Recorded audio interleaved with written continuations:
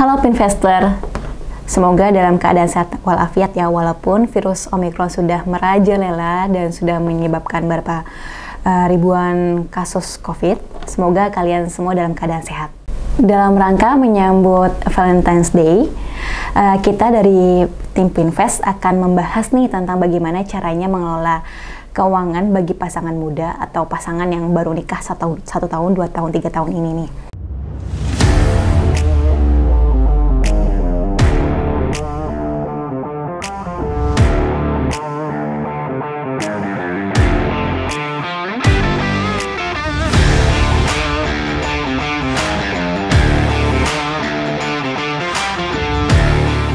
Nah, kalian udah nonton belum nih film The Tinder Swindler? Ketika ada seorang perempuan ditipu oleh seorang pasangannya, cowok, bernama Simon, yang diiming-iming karena mau minjem uang nih ceritanya kepada ceweknya, dan ceweknya oke-oke aja karena memang situasinya Simon yang katanya memang dirasa tidak aman ya. Akhirnya cewek itu akan memberikan uang, pinjaman uang sebesar $250.000. Bayangkan itu kalau misalnya dirupiahkan bisa 3 miliar lebih ya gitu. Nah, jangan sampai kalian salah nih untuk mencari pasangan seperti sosok perempuan ini. Cari pasangan itu bisa seperti cari investasi ya, sama aja sih. Dilihat yang cocok yang mana sesuai dengan tipe-tipe kalian masing-masing, akhirnya baru membeli investasi tersebut. Nah, kira-kira pelajaran itu yang bisa diambil.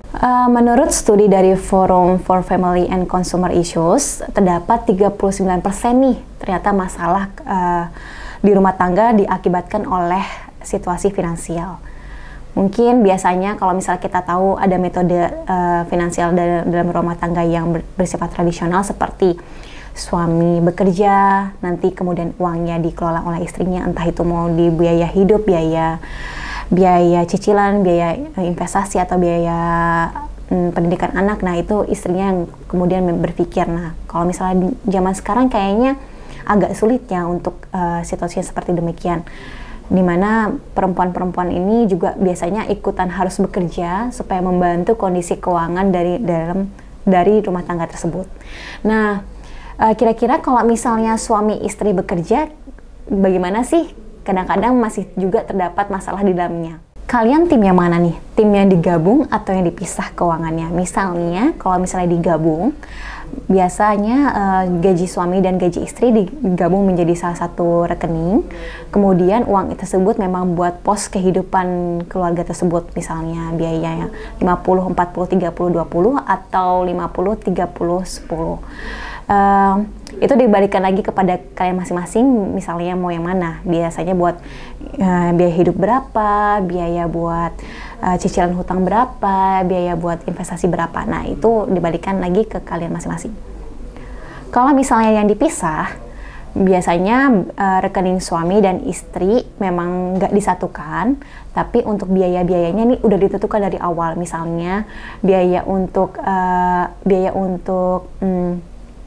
kehidupan, biaya untuk cicilan, biaya untuk biaya pendidikan anak, itu biasanya suami yang bayarin. Tapi untuk biaya investasi, dana pensiun, atau untuk asuransi kesehatan, itu biasanya istri. Nah, biasanya seperti itu ya, bisa dipisah atau digabung. Ini dibalikin lagi ke kalian masing-masing. Kalau kalian sudah menentukan kira-kira mau yang rekening dipisah atau digabung, nah, kita ada tipsnya lagi nih untuk bagaimana caranya kalian tidak terhindar dalam konflik keuangan di dalam rumah tangga. Yang pertama adalah komunikasikan dari awal, terbuka.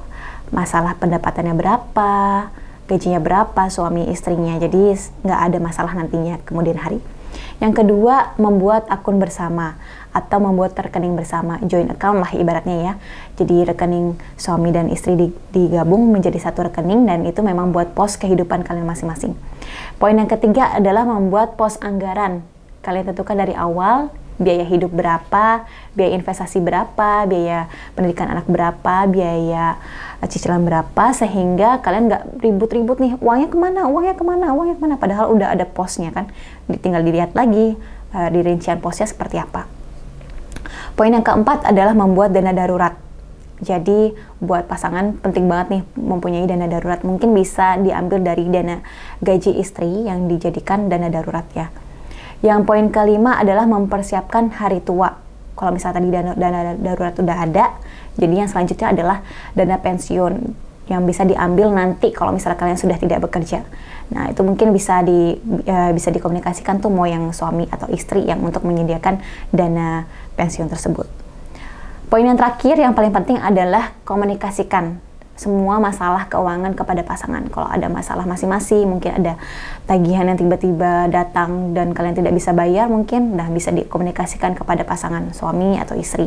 Atau mungkin kalian membeli sesuatu barang yang harganya mahal, jangan lupa untuk juga komunikasi kepada suami dan istrinya.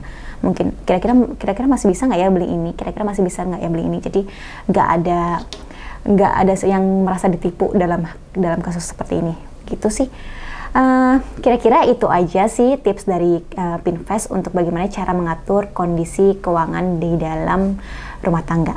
Jangan lupa di like, di komen, dan di share, dan di subscribe untuk channel YouTube Pinvest Indonesia ini.